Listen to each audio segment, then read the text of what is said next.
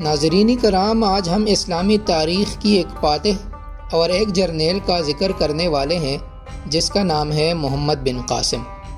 محمد بن قاسم کا پورا نام عماد الدین محمد بن قاسم تھا، جو کہ بنو امیہ کے ایک مشہور سپہ سالار حجاج بن یوسف کا بھتیجا تھا۔ محمد بن قاسم نے 17 سال کی عمر میں سندھ فتح کر کے ہندوستان میں اسلام کو متعارف کرایا۔ ان کو اس عظیم فتح کے باعث ہندوستان کے مسلمانوں میں ایک ہیرو کا اعزاز حاصل ہے، اور اسی لیے سندھ کو باب الاسلام کہا جاتا ہے، کیونکہ ہندوستان پر اسلام کا دروازہ یہی سے کھلا۔ محمد بن قاسم 694 عیسوی میں طائف میں پیدا ہوئے۔ محمد بن قاسم کا تعلق بنو عوف کے ابو عقل خاندان سے تھا، جو ثقیف کے 2 اہم شاخوں میں سے ایک ہے۔ ان کے والد خاندان کے ممتاز افراد میں شمار کیے جاتے تھے۔ جب حجاج بن یوسف کو عراق کا گورنر مقرر کیا گیا تو اس نے ثقفی خاندان کے ممتاز لوگوں کو مختلف عہدوں پہ مقرر کیا۔ ان میں محمد بن قاسم کے والد قاسم بھی تھے، جو بصرہ کے گورنری پر فائز تھے۔ اس طرح محمد بن قاسم کی ابتدائی تربیت بصرہ میں ہوئی۔ بچپن ہی سے محمد بن قاسم مستقبل کا ذہین اور قابل شخص نظر آتا تھا۔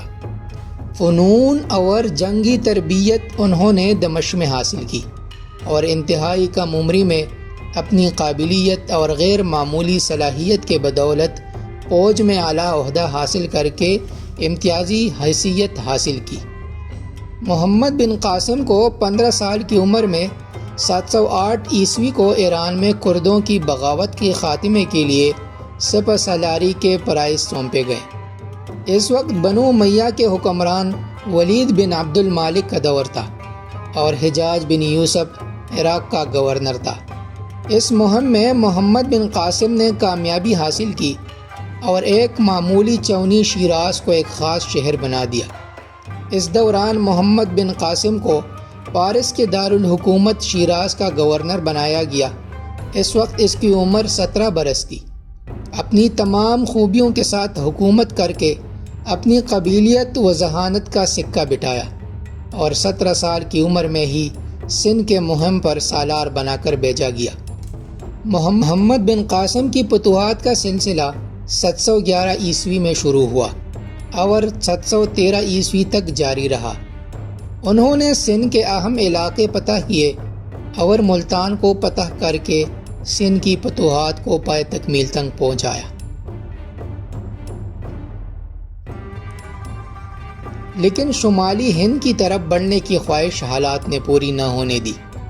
محمد بن قاسم کم سن تھے، لیکن اس کی کم سنی میں بھی انہوں نے نہ صرف ایک عظیم فاتح کی حیثیت سے اپنا نام پیدا کیا، بلکہ ایک کامیاب منتظم ہونے کا بھی ثبوت دیا۔ انہوں نے تقریباً 4 سال سندھ میں گزارے، لیکن اس مختصر عرصہ میں انہوں نے فتوحات کے ساتھ ساتھ سلطنت کا عالم انتظام کیا، اور سندھ میں ایسے نظام حکومت کی بنیاد ڈالی جس نے انصاف کے تمام تقاضوں کو پورا کیا۔